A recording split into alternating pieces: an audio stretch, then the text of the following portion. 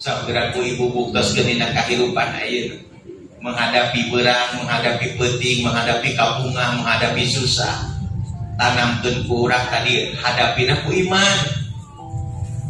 Dalam teu dihadapi ku iman mah mata aral ibu sareng hirup teh.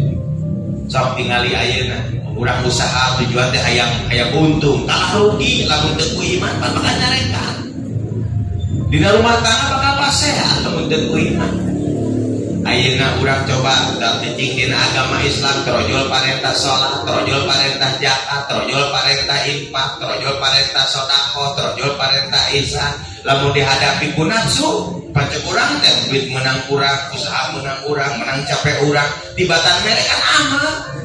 Tapi lamun dihadapi urang ku keimanan, dihadapi ku urang ku keislaman, cek iman, otupan ari infak zakat mah eta mah mangrupakeun ciri jelema takwa.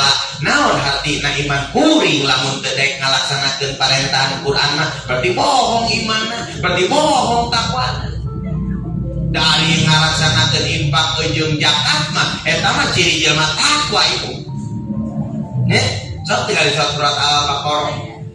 Dalikal kitabul la raiba fihi hudal lil muttaqin. Alladzina yu'minuna bil ghaibi wa yuqimunas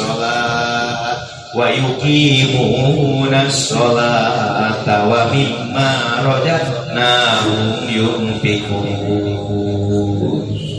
Jadi jelema-jelema anu takwa mah di mana gaduh rezeki teh kersa kaita. Eta mah ciri jelema anu takwa. Sapertoskeun ayeuna manusia gagaduhan ciri. Boh pamagat, boh istri gaduh ciri. Sadayana oge. Di mana leungit cirina bahaya ibu. Sok ibu ayeuna istri, leungit ke ciri ka istri yang bahaya ibu kajeun geulis. Moal aya lalaki nu resah. Atanapi lalaki ciri ka lalakian leungit ke ciri lalakina, da mah resah naon we kajeun kasep. Maka ciri mah bahaya mun leungit teh. Tah ciri jelema anu sok takwa ka Allah mah wa bima razaqnahum yunfiqun.